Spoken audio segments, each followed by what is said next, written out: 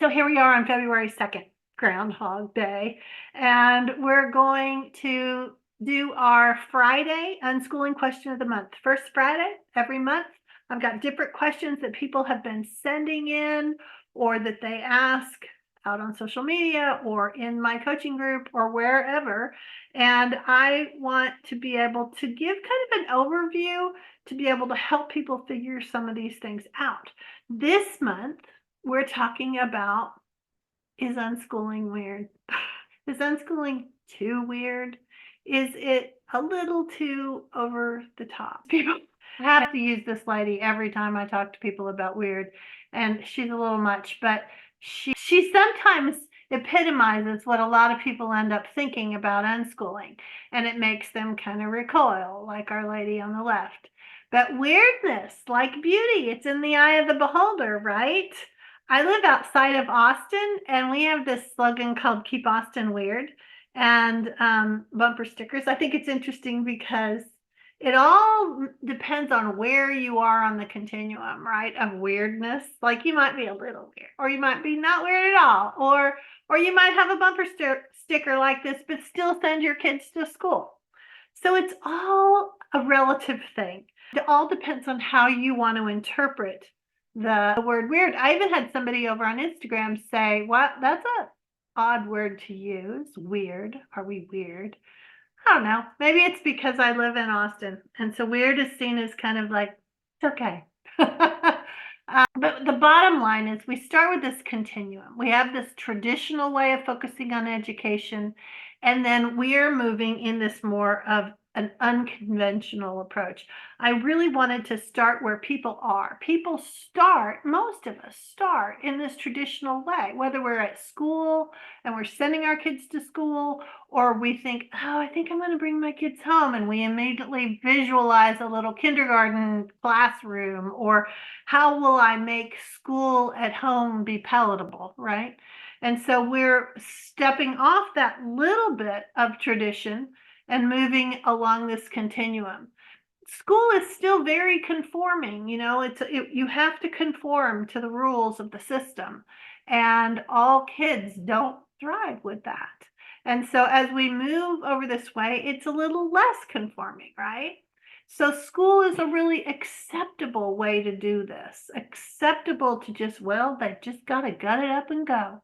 Whereas as we start moving, and first we get to this homeschooling area where it's like, okay, homeschooling, even if you did school at home around the kitchen table, is still going to seem unconventional and not conforming and kind of odd compared to that school way, right? Because you've moved a little further down that continuum. It's all going to depend on where you are. If you're still standing here, everything this way looks weird. If you're standing over here, it doesn't really. This looks more traditional and conforming. It all depends on where you are on here. So let's do this first. Katie, if you could share a PDF with them that looks like this. I want to find out in the chat where you are with this. So we're going to just start with this first question. You can print out that PDF for later, or you could save it. If a lot of us are kind of worksheety people. We like it. And so I wanted you to have one, and I have another PDF for you at the end. So stick around for that. But first, when you think of the word unschooling, where are you on the scale of 1 to 10? Do you love the word? Do you hate the word? Are you somewhere in between? And Marcy said public school's starting to look weirder and weirder from my perspective. Exactly. It's that whole thing of where you sit on that continuum, how things are, what feels normal, normal. Such a weird word too. So some people find that they love the word. Some people find they're not that crazy about it. I should have had a lot of other little words in here to help you, but a scale of 1 to 10, love it or hate it. Oh, Sheena hates the word. A lot of people do. I will put a link right up here about a video I did about that word unschooling, why we have that word, how to use that word, and what to do if you really don't like it. because it's okay if you don't like it. You don't have to like the word to still like the principles, right? I think that that's really an important thing to remember. There's nobody going to come to your door and say, you're using the word wrong. No, they're not. You might use the word in a really weird way. Weird. I'm going to probably say that word weird 25 times today. But I want you to realize that learning how to individualize, learning how to interpret, learning, parenting, interactions with our children, figuring this out, you can find more information when you search the word unschooling. That's going to give you more of a relationship approach. You don't have to say the word, though, when you go to talk to people. You could call it anything you want. If you don't like the word unschooling, feel free to put the word that you use in the chat to share with other people, because sometimes it's really nice to see the chat and know that I'm not alone. I remember feeling a little bit like it was in everybody's face, like I was trying to be radical or something, and I didn't really want to do that yet. Or I would say I'm unschooling-ish, or I would just say homeschooling to the school people.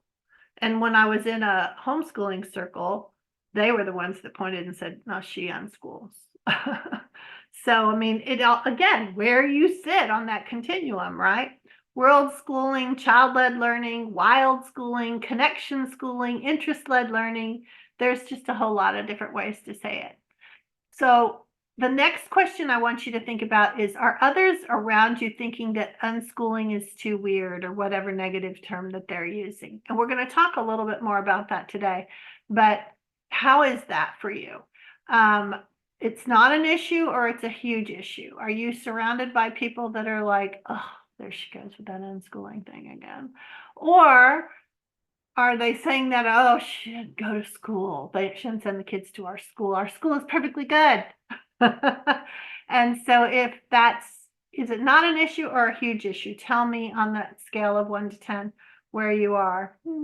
Sometimes it's an issue depending on how we feel that day. Depends on who it is, which brings me to this one. If it's an issue, who is the anti-unschooling person or people in your life? Is it your spouse?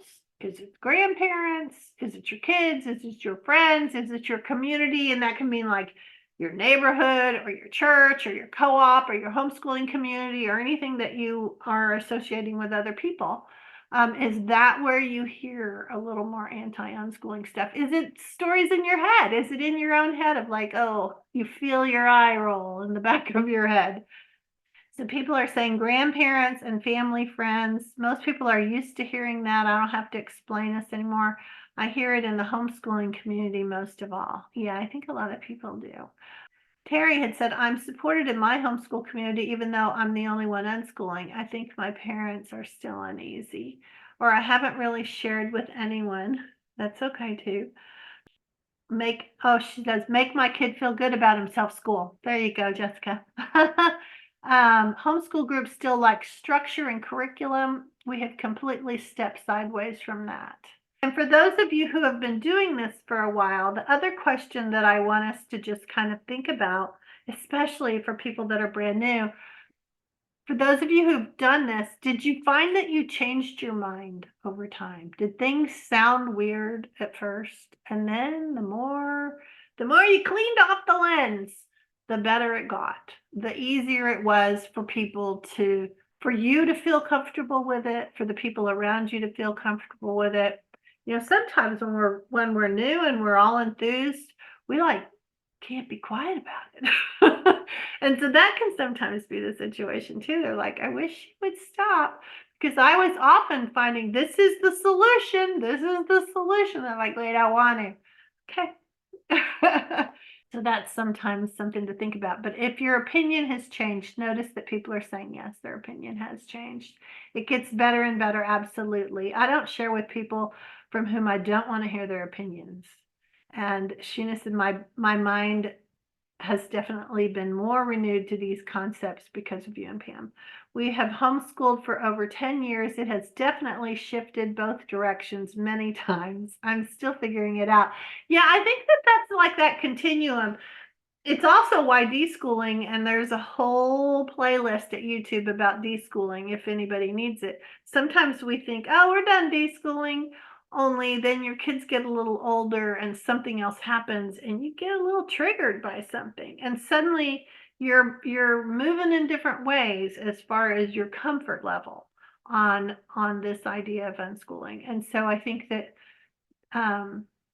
that's just an interesting thing. Some of it has just to do with parenting, as we get older. We haven't parented when we're parenting a 6-year-old, we haven't parented a 12-year-old or a 6, and then when we're there, it's all new territory, right? And so I think those are all things that are something to remember because every kid is different. Oh, 100%. Okay, so this gives us a little bit of a view of where everybody is. So back to our continuum. So we've got this side that feels normal, this side that feels a little weird, and sometimes we get a little judgment. And there's my lady again, because of course I had to have another opportunity to throw her in here. I do want to say you will not necessarily become this. I should probably not put it on here because people that are brand new may think, oh, I don't want to be that. And you don't have to be. You don't have to be anything. You could be exactly who you are. So the thing about moving from school to homeschool to unschool down this continuum is you're getting off this educational conveyor belt and you're stepping outside the box and you're jumping ship. And that's okay. And that's why you have moments of panic. Mary Griffith, from the author of the Unschooling Handbook, she said, homeschooled parents burn out, but unschooled parents have middle of the night panic attacks. She was right. Because sometimes it's a little bit scary as we move through all these little metaphors. But it may be not that weird after all. And that's what I want to talk with us about today. Because sometimes what it's about is we start to see what's true and what isn't, what we've been conditioned to believe versus what we can see with our own eyes and our own kid and our own mind. We start to make our own assessments of the situation, and we begin to learn to trust ourselves instead of just following what others say. And that too is not a straight shot. It's sometimes we do better with that than others. And so I think that when we think about kids learning, we're learning too. And so we have to give ourselves a little bit of grace that it's just going to be peaks and valleys. Sometimes we're confident, sometimes not so confident. There are all these stereotypes that people have had to get past, that only religious zealots or hippies would choose this kind of thing. And that we know that to be false because all kinds of people are choosing to homeschool and unschool. Rich people and poor people and people all over the world, people in cities and people in countries and people in the suburbs, people that are educated. And so there are a variety of demographics. Lots of times people will categorize a very small demographic as the people who choose to homeschool and unschool, and it's just not even true because it is becoming really mainstream for people to do this. As we see more articles in mainstream magazines and on news programs that talk about unschooling and doesn't paint us as kooky, it will help more people see that there are options. So maybe you've heard something negative. I did want to not just sweep this under the rug because this does happen. Sometimes we've heard people say, oh, these are the lazy parents, or they're undisciplined, or they'll regret this decision later. If you've heard that, I want to help you get past some of this. One of the things, I was talking to somebody recently about some criticism that was happening over on Instagram, and I was noticing that there was this whole thing about morality. Like it was as if you were not acting in a moral way. And so I just want to bring that up so that you can look at it and see if that's where some of the judgment that you might get comes from. Is it about you're not being a good mom, or we kind of shun the people that aren't doing things the way we want you to? The thing too is that when there is a system and when you're in authority in that system, you want people to conform. You want people to get back in line. You don't want them to have a whole lot of independent thought. You may say you do, but you don't. You want them. And so that's what often happens is we end up seeing this moral judgment. Oh, that's really bad, bad, bad. It's not helpful. I just want you to be able to notice when you see things like that happening, because you get to choose yourself what's good and what's bad. You get to choose and see what works for my family. And remember that what works for your family now may not always. It's okay. You can still individualize and make things work for now. Okay, so back to our continuum. Unschooling, it's actually more like tired of the status quo, or wanting our kids to have a different experience, or wanting them to love learning again, or wanting more flexibility, or tired of the bureaucracy, or noticing all the problems. So maybe it's a new normal. Sometimes people talk about, oh, the new normal. It can get a little annoying. But maybe as far as school is concerned, maybe we're creating a new normal. Maybe you're on the cutting edge of this. Because remember the old school ways, there was not much changing between then and now. It's still a top-down, system-oriented, rigid approach to children and learning. And to be honest, a lot of curriculum companies still espouse that. They're still very much into pushing kids through the hoops based upon their age, not based upon their interest. And so that's something that from an unschooling standpoint, we want to focus more on kids and their interests and let learning develop from there. Okay, and here's one of the reasons this needs to change, because now the age of the internet, it changes everything. Information is easily accessible, and it's learner driven, and it's flexible, and all the things that school is not, that curriculum is not. But if you have a kid that's curious about a certain thing, they can go find out right now. They don't have to wait. And if they're not interested in it, it's not that door is going to close and they'll never be interested in it again. Maybe they'll be interested in it 10 years from now, maybe 2 weeks from now. You don't know, but you've got the internet. So it allows learning to open up in a way that has never happened before. And so I think that that's something that's really interesting, and perhaps one of the reasons why school stayed the same way for so long, but now there's a reason for it to change. And maybe it just blows the doors off of it so that you can see that learning can happen in your home, outside your home, with you as the guide for your kids. Okay, so the last few years, we had the pandemic and people came home from school, and it opened a lot of people's eyes about what was happening at a school.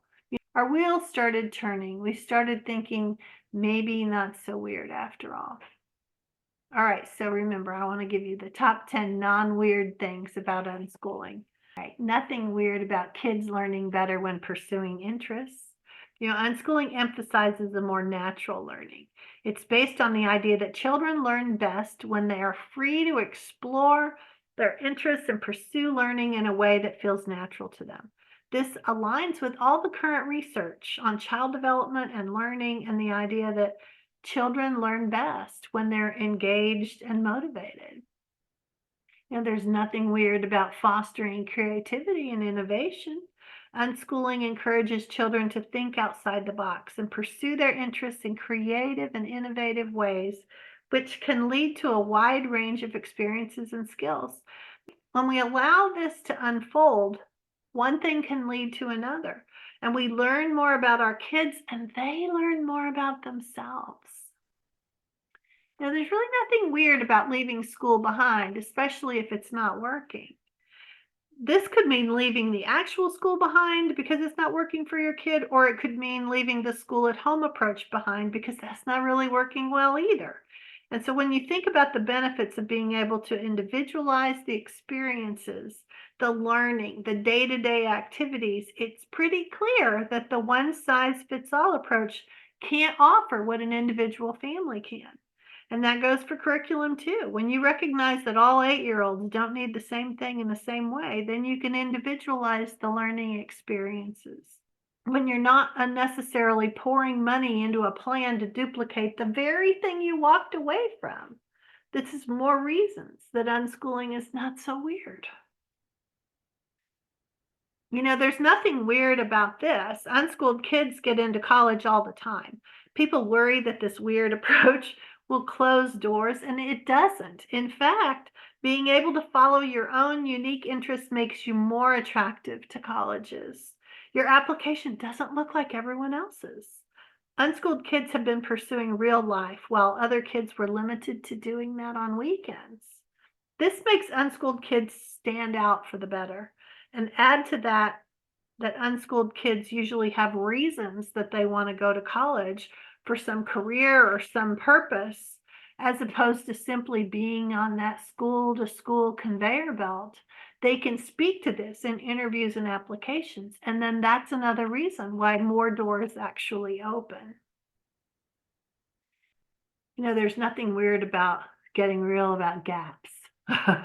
We have to recognize that gaps are just part of life. Everybody has them. We had them when we went to school. We had times that we were daydreaming and looking out the window or not paying attention or out with the chicken pox or something.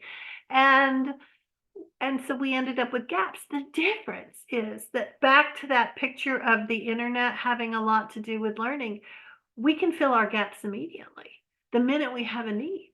And that's the difference between unschooling and school, or a school approach. The school approach says, I'm going to teach you everything and you're going to remember it all. And we know that's not true. And a whole lot of it is going to fall off. Whereas the unschooling approach says, we're going to live life fully. And when we bump into something we don't know, now we have a reason to learn it. And then we do. And that's the simplest way to explain how unschooling will work. We all have this ability to fill our gaps whenever we want. That includes us as parents too. That lots of times we'll hear unschooling parents say, oh my gosh, I was learning so much. I noticed my kid wasn't into it anymore, but I still was. And that's okay, because I think what that does is it reminds us that we're curious, that human beings and our brains, we're curious about the world. And when we're curious, we model that for our kids, and then they become curious too. They were always curious. I don't really think they become curious, but their curiosity is allowed to unfold. So, which goes along with this idea of lifelong learning. There's nothing weird about that. When children are encouraged to pursue their interests and passions, they don't see learning as the enemy. You've removed the power struggle aspect with you standing over them or trying to make them memorize something that you think they need or they don't want to. It sets that whole trajectory up in a bad way that keeps kids thinking learning is no fun. And when their curiosities are encouraged and not set aside, they have a completely different relationship with learning. And maybe with you too, and learning to be self-motivated because they're not conditioned to wait to have information poured onto them. They can go as fast or as slow as they feel necessary. And this is a learning style that they're going to be able to carry with them into adulthood. It's the way we all learn now. They just get the opportunity to learn this way as children and teens. When you unschool, you get to prioritize your own child. Being able to truly focus on the needs of your child, you can't expect a teacher in a classroom of 30 to be able to truly individualize for your child. But you can do that when you're home with them. You're not working on some system that tells you that everybody has to do this and we're all moving from point A to point B together.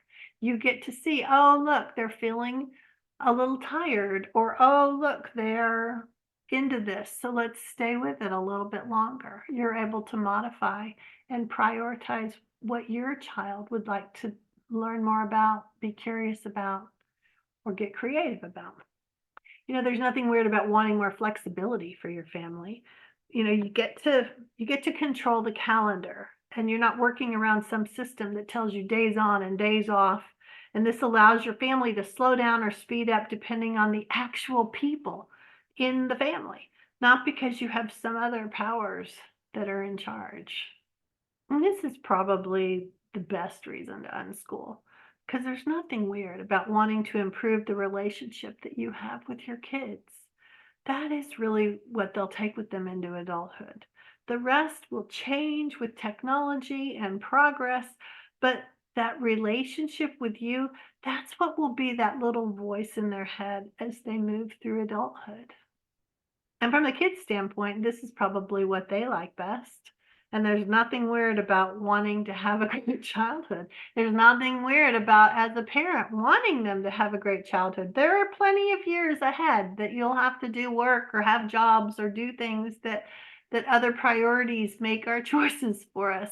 But during childhood, let's let them actually play. By being able to focus more on play, this allows them to develop self-confidence, the maturity will grow, and it will change. And sometimes you think, well, they can't play all the time. As children, they can, because what play is doing is it's giving them opportunities to practice and try things and make mistakes and then come back to it. All of those will be traits and characteristics that they get to carry with them into adulthood. And that's really a good thing, as opposed to waiting for someone to spoon feed something to you, because that's the trait that many of us who went to school, that's what we carried. We're waiting, when's somebody going to tell me what to do? But not the kids that have been playing and building and exploring and discovering. So those are our top 10 non-weird things about unschooling. And I want to show you a couple more things though. Sometimes people have a wrong idea about unschooling. And I want to show you also, let me see if I have a more accurate idea about unschooling. So we've got the wrong idea and the more accurate idea. And first, people think only child-led, kid-driven, and that's what's wrong with it. And the reality is unschooling works when it's partnership-based. When we value kids' preferences and interests and the adults partner with the kids to help the family move more smoothly. It's not only child-led or kid-driven. It's both of us. It's kind of like a dance. Sometimes they lead, sometimes you lead. And that's how they learn how to assess what they need. But we don't just sit on our hands and wait for them to come up with something. And that's often what people think unschooling is. And so I want to dispel that myth right away. It's really more about partnering with them and figuring out how we're going to move through the day in this system of a family that we have. Sometimes people think no structure at all, that it's wild and chaotic, free for all. But I would tell you that structure is based on the needs of the family, and structure can be flexible. You have the power to change it at any time. And structure is intentional and it's not arbitrary when you're living in an unschooling house. It may look, thinking of our continuum, right? Depends on where you're sitting on it. So it may look wild and chaotic like a free-for-all if you have a very tightly run ship. But if you have a structure where you have communication with your kids and you've built trust, then you're able to see that there is a structure. It's just maybe the structure is this is what we do in the mornings and these are the kinds of things we do in the afternoons. And we just set up a structure that looks different from a standard, the bell rings and we get started and we shift gears every 45 minutes, or the bell rings and we go to work on a factory line and we work until break time. Our structure is more individualized, but it's not a lack of structure. It's just, it doesn't look familiar to the structured way that we were raised with. Sometimes people think that unschooled kids never hear no, and they only do what they want. And unschooled parents do try to find what part of the request could they say yes to. But unschooling parents are helping kids learn how to navigate freedom. And that means sometimes you can't have what you want right now. It may mean you could later down the road. It may mean that we could have a piece of it. It may mean that as you have more of a conversation with them, you discover that they really didn't want that. They wanted something underlying. And so by being able to talk with them and have a good relationship, you're able to get to the bottom of it. Sometimes people think that kids don't know how to take instruction if they're unschooled, that they will never be able to adapt to somebody else telling them what to do. But unschooled kids learn through instruction all the time. Anytime we have an interest or a hobby or something that we want to learn more about, we're taking instruction. It may not be a classroom setting, but it might be. They might go to a ceramics class with a teacher in the front showing them how to do stuff. They might take a class about anything, whatever their interest is. And even if they don't take a class, they've certainly seen it on TV. They've seen every show that's written for kids, certainly for teenagers, is set in a high school setting. They've seen what the school looks like. So it's not that they are totally left in the dark about it. And they typically have no trouble participating in a class since they want to be there. And they understand that there are different rules for different settings. And we show them that in their families, and they see that when they go out there and they decide, okay, I really don't like that rule, so I don't want to take that class. Or I really want that class, so I'll live with that rule. And sometimes that's a maturity thing, right? And so I think we have to keep that in mind. Another wrong idea about unschooling is that they won't be able to comply with boss's orders, especially if they don't want to do something. And it kind of goes along with the other part, but by the time they're of age to work outside the home, they are more mature. They can tolerate whatever is necessary to get what they want, just like any other adult. They do have a tendency to leave a toxic work environment more quickly because they haven't been taught to conform or conditioned to tolerate abuse. So that's a good thing. Another wrong idea is that unschooled kids are self-centered and think the world revolves around them. And unschooled kids are actually less self-centered in my experience because they've been surrounded by adults who listen to them, and that has modeled how to listen. And maybe if you're thinking, oh, my kid is not at that stage yet, maybe it's a maturity thing. And so maybe they need more time where you have more dialogue, where they can see, I don't have to scream my way because I understand that we have to take turns. And some of that is as you get older and you learn those things. You know, the other thing is that unschooling kids interact with a lot of adults and kids of different ages. So this gives them the opportunity to see that maturity modeled for them. We read a lot from Peter Gray. Dr. Peter Gray writes about children and play and how a lot of multi-age opportunities really allow kids to learn a little bit more. So you might read a little more of his work. And then the last one is that sometimes people think, oh, they're like hothouse plants. They're not going to be able to cope when they go out into the real world. But the truth is they've been out in the real world already. They've faced difficulties and overcome situations with the help of parents who want them to be successful. They've had these opportunities to practice independence in their community all along. So I wanted you to see that a lot of these wrong ideas about unschooling, I wanted you to see what the truth is about it. So if we haven't met, hi, I should have probably introduced myself sooner. I'm Sue Patterson, and I'm the human behind everything that's unschooling mom to mom. And we stepped away from the school system nearly 28 years ago. And my kids, well, for one more month, because they were all born in February and March, but they're 34, 32, and 29. And doors did not close for them. They got into college, they own careers, they own homes, they have families, all the things. So, but what I learned through all of this process is I learned how kids really learn. And I learned how I really wanted to parent and how the world offers what we need, that we don't need schools. I do have a lot of different resources that can help you. And Katie, if you'll go ahead and put the PDF up that is kind of some facts about unschooling, that if you need a fact sheet, I have a fact sheet for you. So if you are thinking, oh, I'm kind of a DIY person, I just want to learn about unschooling and see what I like and what I don't like, I have a jumping into unschooling course that can help you.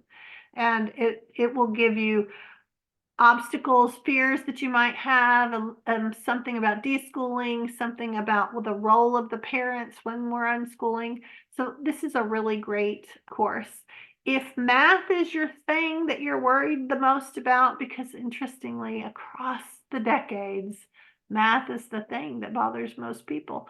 I have a great course that is showing how math weaves through our lives, so that you don't have to worry. If you can get this and you will never need to buy math curriculum again, I promise. And if you want to learn more about how it's weaving and maybe change some of your own math anxiety, that would be a good thing. I have Unschooling Guides. They're little mini magazines. And what they are is they focus on specific issues that people are like, but how do you unschool with what's a typical day like? How do you unschool and they learn to read? How do unschoolers learn math? How do unschool? What do you do about testing or your home or strewing or deschooling or all these different things? So you can get one of these guides if that's something that you want to do. And for some people, that might be a good plan to take every month. You just do a new guide, take a new topic. If you join the membership group, all of these guides are included in there. So that's kind of a nice way to gather all the information. And I'm there to be able to talk you through it, to help you figure out, okay, what did this mean? And what if my kid does this? Also in the membership, and this is my favorite way to help people really, because I'm in there and I can help you feel supported as you do this unconventional thing. The courses are half off for Creating Confidence members because I'm just trying to find a way to make it so that you can find each other in a community as well as get the support that you need to be successful. So what do you think? What do you think about this weirdness? Whether unschooling is too weird or not too weird. All right. Thanks for being here, everybody. Y'all take care. Bye.